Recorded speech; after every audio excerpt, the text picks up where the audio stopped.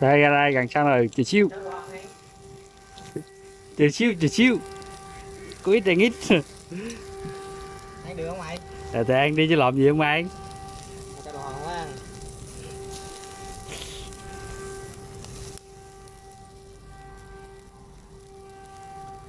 Cái xỏ đó bỏ vô. Kìa mẹ qua chơi.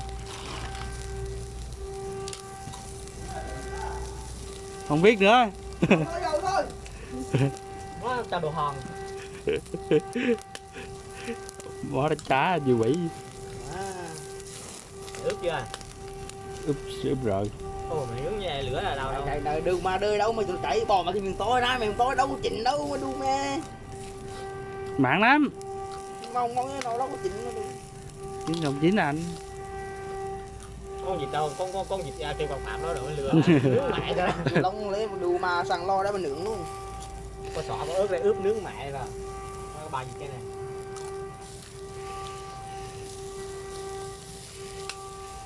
Thấy thon cái bằng à chứ nướng à.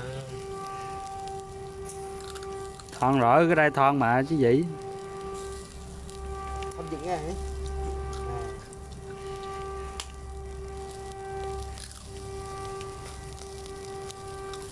Mẹ làm vịt nướng. Vịt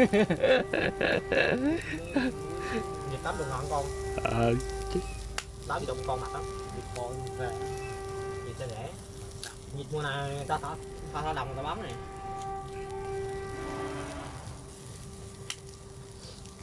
Chín chưa tự.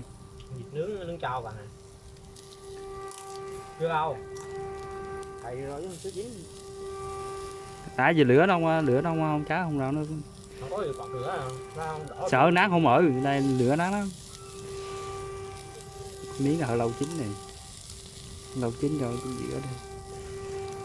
Yeah.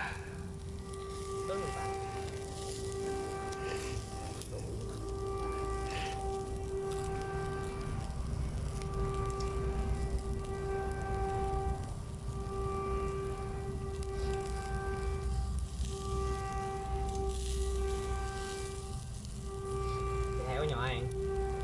Ừ.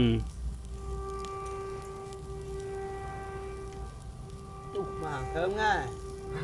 Bây giờ muốn nào. Mày nướng dài là không có qua là mày thấy mà tăng về. Ở cái đây không có e qua nó nướng nha, có e qua đâu. Tăng vlog à. Kìm của nó đang đi có e qua đâu mà. Ở đây như mình biết làm video rồi thôi chứ. Đó cái bông khô gân khô à mình còn lấy chỉnh đừng đu ma chứ mỡ mà con cày ra kiểu mình. Dạ quá. Có cục lon gáp có được chứ tao chúng ta tới chính á. Chứ anh. Bỏ phải 15 phút nữa. Mà Dạ mà chưa chín nè. nó không chỉnh đu ma con ra mỡ đó mà chỉnh.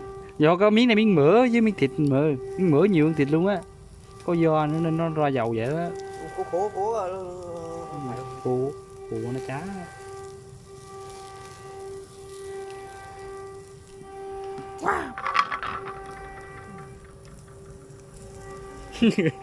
Tiền chưa ăn lâu quá gì rồi. mình đô là hồn trả.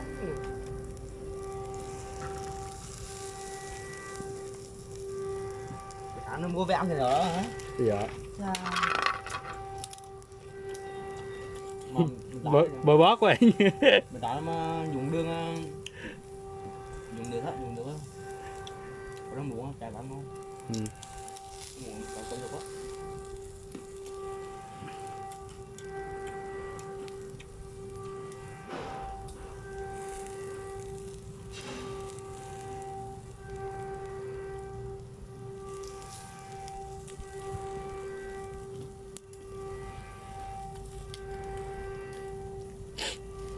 Chưa được nè, mình lớn chưa được nè. Này, chưa được sống chưa được sống. Để ông năm chù đó mà trừ quá đưa lại mưa rồi.